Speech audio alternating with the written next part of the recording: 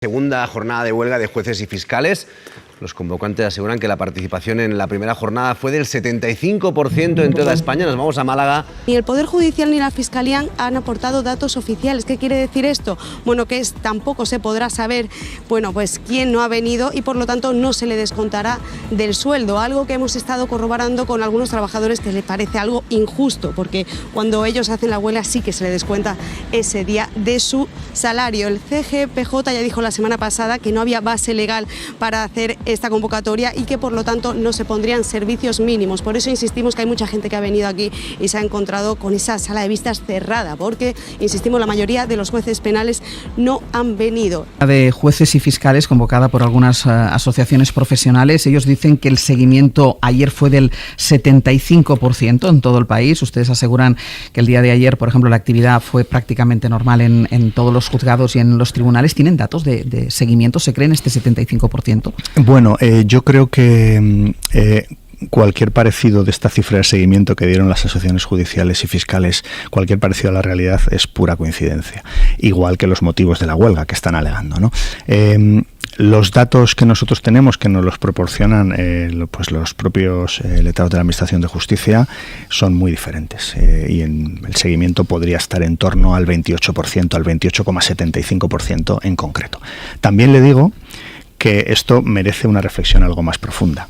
En primer lugar, si existe o no existe el derecho a huelga, porque el propio Consejo General del Poder Judicial ha dicho que no tiene base legal. Bien, yo respeto, por supuesto, las movilizaciones, los paros, el derecho a huelga de jueces y fiscales en nuestro país. Pero sí le digo que el derecho a huelga, que es un derecho fundamental, conlleva un derecho, que es parar, que no trabajar, y un deber, que es la obligación que conlleva no trabajar, que es pues no cobrar ese día de trabajo. Y por tanto, para no cobrar, pues hay que comunicar al organismo pagador, que en este caso es el Ministerio, hay que comunicar a las personas que han ejercido su derecho a huelga.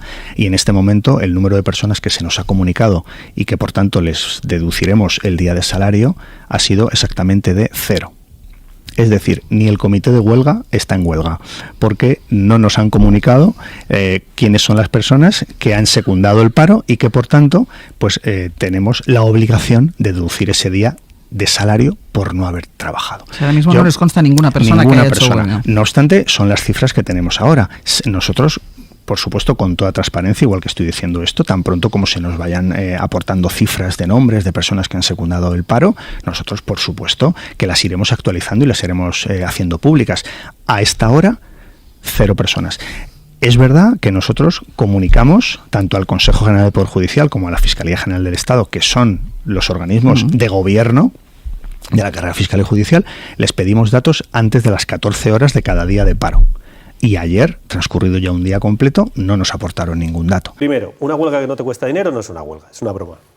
Porque es que la lógica de la huelga, creo que no sé, yo desde luego he hecho varias huelgas en mi vida. ¿Y te han descontado? Y me han descontado mucho dinero, de hecho muchísimo dinero. Y tiene la lógica de esa es la lógica de toda la vida desde que existen las huelgas. Es una pelea, una batalla entre el empresario, que pierde producción, y el trabajador, que pierde salario. Y a ver quién aguanta más. Y ha habido huelgas en la famosa aquella británica que ganó Margaret Thatcher, de 1 año y pico los mineros sin cobrar dinero y con cajas de resistencia intentando aguantar. Hombre, es que esa es la lógica de la huelga. Una huelga que no te cuesta dinero no es una huelga, es de cara dura. Pero digo, dicho eso, yo creo que hay mucho, como en la mayoría de las cuestiones, y esto me parece una cuestión evidentemente política, hay un trasfondo político, hay muchas cosas en la política española de suposiciones. Se construyen discusiones sobre lo que parece que podría llegar a tener como consecuencia la ley. Pero oiga, vayamos al papel. ¿De verdad usted cree que ahora los jueces los va a nombrar el gobierno? ¿Dónde lo pone eso?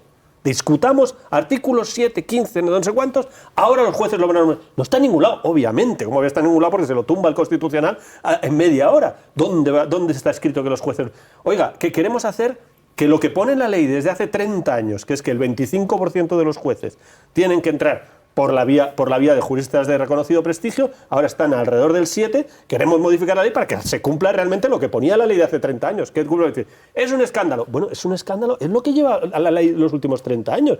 Hay cosas, y habrá otras cosas mucho más discutibles, evidentemente, y la ley no será perfecta, y todavía le queda una tramitación a la ley, discusión, enmiendas, el PP... Que le pregunte por lo suyo, porque el juez Peinado elevó la semana pasada una exposición razonada al Supremo pidiendo su imputación por falso testimonio en la declaración que hizo por la contratación de la asesora de la esposa del presidente del Gobierno, ¿contempla otra posibilidad que no sea que el Supremo tumbe la pretensión del juez?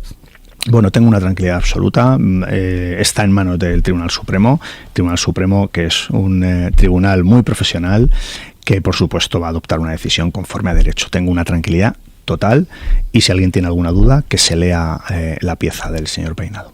Y escuchamos además parte de ese interrogatorio porque el juez le atribuye falso testimonio por una respuesta que realmente, y aquí lo hemos podido escuchar en esta casa, usted no dio. ¿Cree que el juez actúa por ignorancia o por mala fe?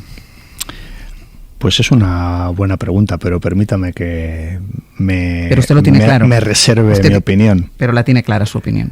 Bueno, claro, yo tengo una opinión bastante formada sobre este asunto. Que actúa por mala fe. No, insisto, permítame, ahora el asunto está en manos del Tribunal Supremo, deben hacer el trabajo de resolver esa cuestión que planteó este señor.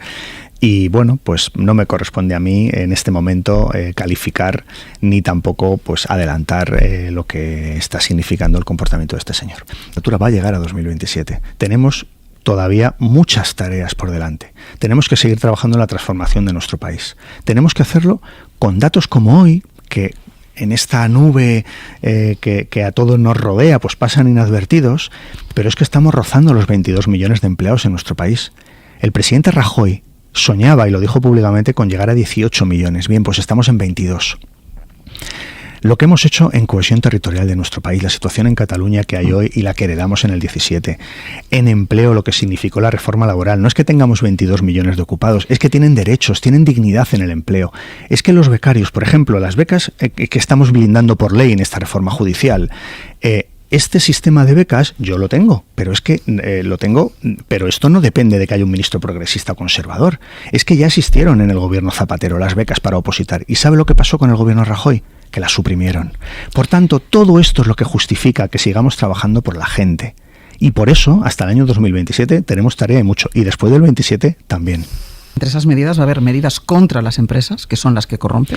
Pues mire, si me permite, déjeme que sea en esto discreto. Estamos trabajando en esta cuestión y estamos trabajando en un paquete de medidas que obviamente anunciará el presidente del Gobierno en el Comité Federal. Pero esta es una de las peticiones que le hace alguno de los socios de investidura, como el caso de Esquerra Republicana de Cataluña. Bueno, Esquerra Republicana de Cataluña y otros grupos parlamentarios. Yo hablo a menudo con ellos. Cuando se conoció el informe que afectaba al señor Cerdán, yo ese fin de semana estuve prácticamente todo el fin de semana hablando con los grupos parlamentarios para conocer su opinión, y obviamente nos están pidiendo medidas, y esas medidas son dos planos. Hay un plano que es el que afecta al partido, y esto se anunciará en el Comité Federal del próximo sábado, y hay otras medidas que tienen que ver con lo que afecta a la legislación de nuestro país, que tendrán que ver con la comparecencia del presidente del Gobierno del próximo miércoles día 9, que por cierto también pidió a título particular y pidió a iniciativa propia comparecer ante el Congreso de los Diputados. No será un debate fácil, seguro, y por tanto también yo creo que esta transparencia que el presidente del Gobierno demuestra pidiendo comparecer ante el Congreso,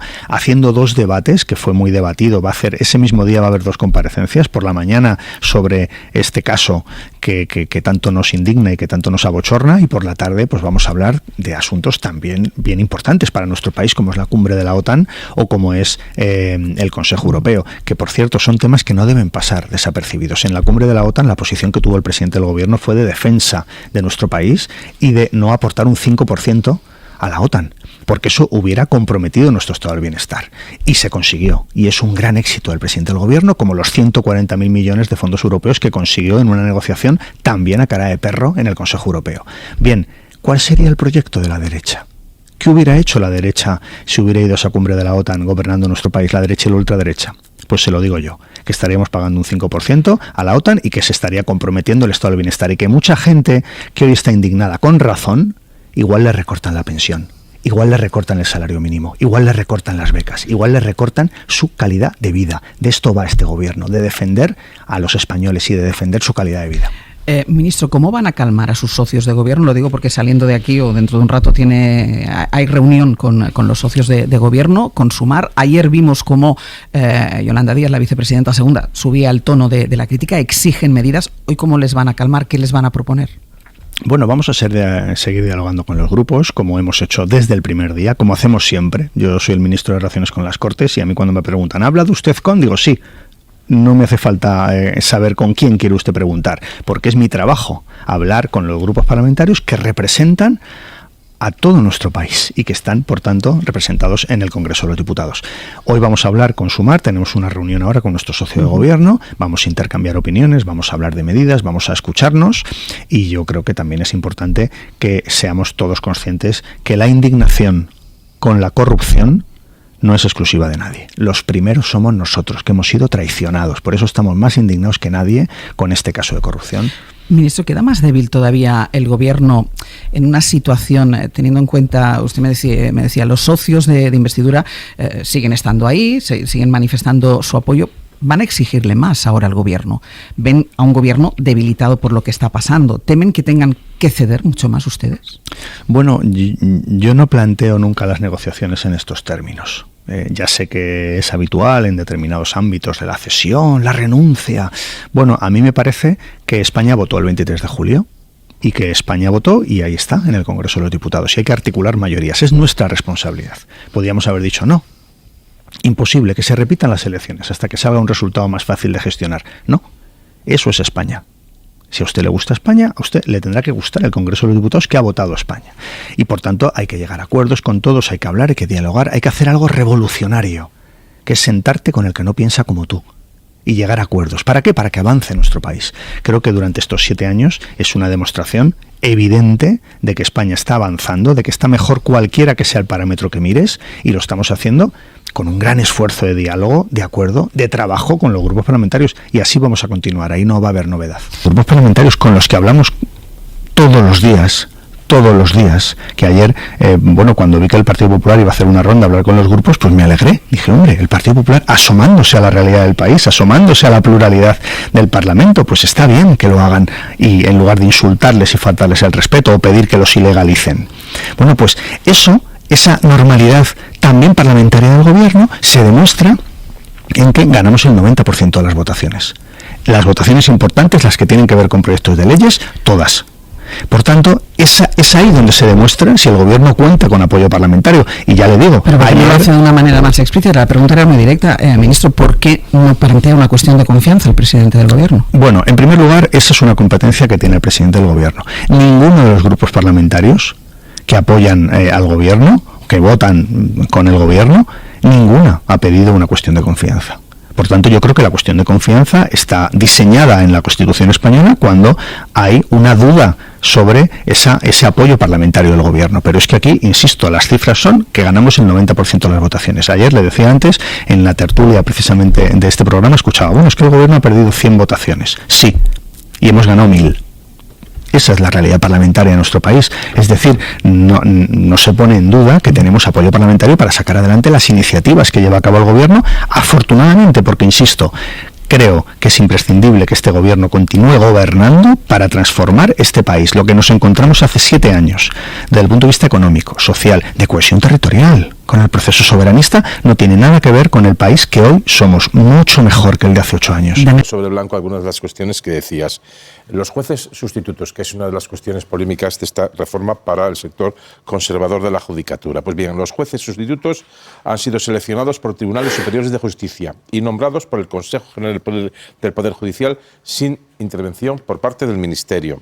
Estos jueces y juezas ya están integrados a día de hoy en el Poder Judicial, son casi 1000 personas, de las cuales el 70% son mujeres. Ningún juez sustituto puede lograr plaza directamente, tendrá que superar una prueba técnica ante un tribunal designado por el Poder Judicial. Más cuestiones que pueden ser objeto de debate. Esta estabilización, lo decía Chema, no es un capricho, sino una obligación. El Ministerio ha recibido ya 2 cartas de la Comisión Europea, la primera en julio del 24, para acabar con esta precariedad. Las pruebas memorísticas no se eliminan. Otra cuestión que se dice con respecto a esta ley, no se eliminan. Se introduce un caso práctico para evaluar otras aptitudes. La prueba escrita será un examen totalmente anónimo para garantizar absoluta transparencia. Se incrementa o implementan las becas para los que no tengan recursos puedan estudiar a juez. Además, se hará una prueba oral memorística para que en su caso el opositor pueda elevar la reclamación. el acceso al cuarto turno es del 85%. Las asociaciones judiciales deben velar por preservar la apariencia de imparcialidad. Esto va un poco al hilo de la financiación de las asociaciones judiciales de carácter público-privado. Son algunas de las cuestiones que hay que dejar claro a la hora de enfocar, digamos, pues cuál es la reforma, cuál es el sentido de la reforma y cuál es el sentido de esta huelga. Bueno, vamos a ver, el principio básico democrático elemental, principio de separación de poderes y respeto a las capacidades de cada uno de los poderes. Yo tengo la sensación de que el llamado Poder Judicial o determinados jueces han querido interferir en la capacidad legislativa que le corresponde al Gobierno, ni más ni menos. O sea, yo no me he imaginado ni he soñado ver a jueces manifestándose a las puertas de sus juzgados, togas incluidas, cuando estaba en tramitación el proyecto de ley de amnistía. Oiga, miren ustedes, que es que el poder legislativo, es decir, la representación democrática de los ciudadanos, tiene capacidad para elaborar normas y ustedes deben cumplirlas y hacerlas cumplir. ¿Qué duda cabe que incluso en esos procedimientos legislativos tienen que salvaguardarse principios fundamentales y además también pueden ser recurridos? Pero es que en ocasiones esa superioridad intelectual, ese poder del que están investidos, yo creo que a los jueces les lleva a cuestionar hasta la capacidad que pueden tener diputados y senadores para elaborar leyes si se ponen de acuerdo, porque, oye, nosotros somos los que sabemos y nosotros somos los que entendemos.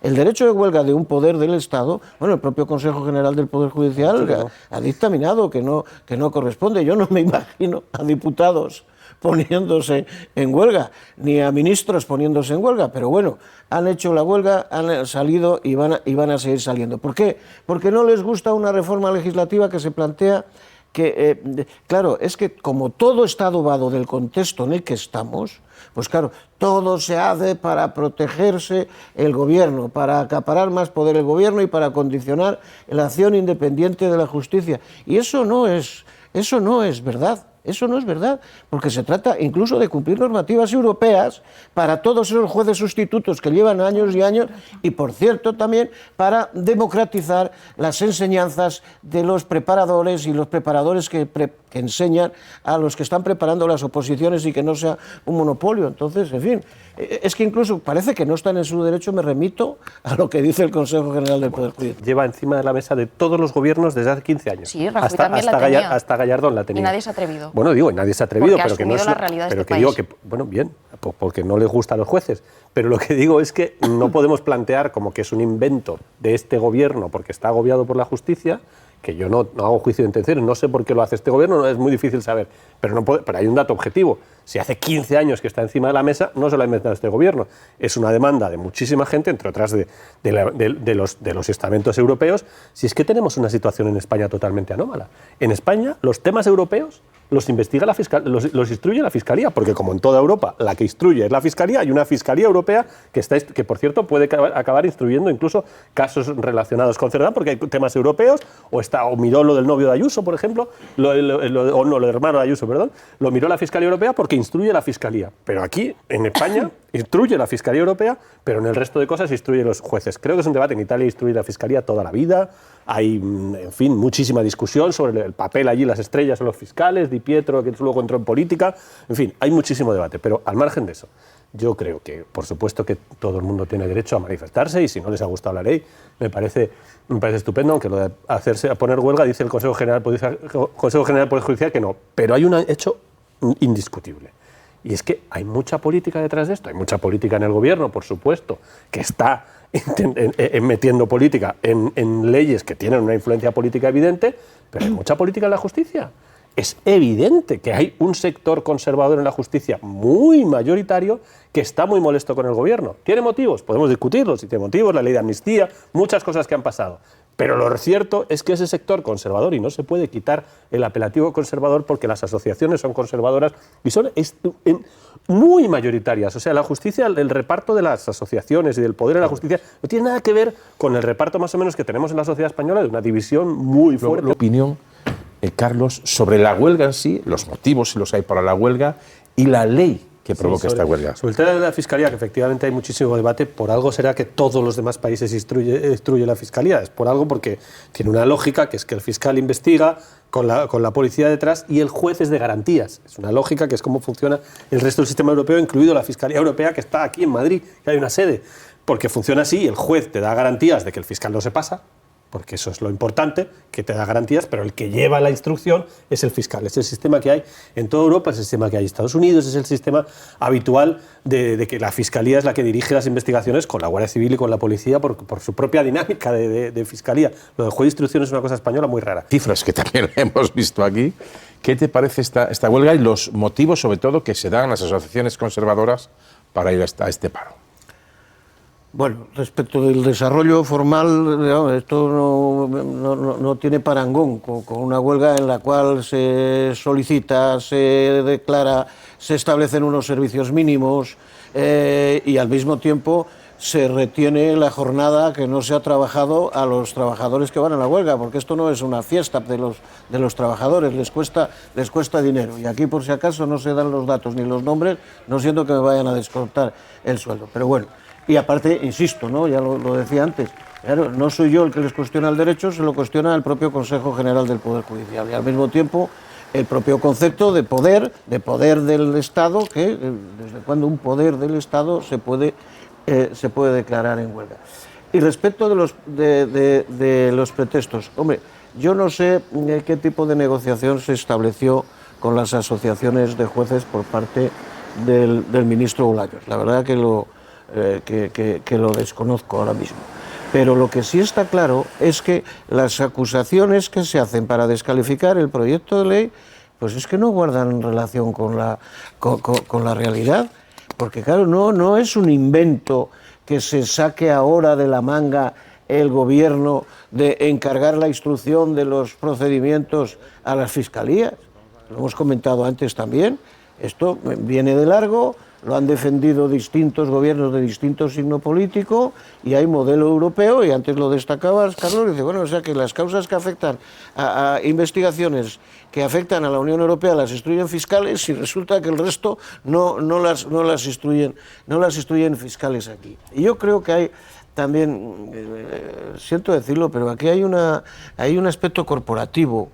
Hay un aspecto corporativo que creo que prima por encima de otros principios. Y el aspecto corporativo dice, mire, a los jueces los formamos los jueces, a los jueces los elegimos los jueces.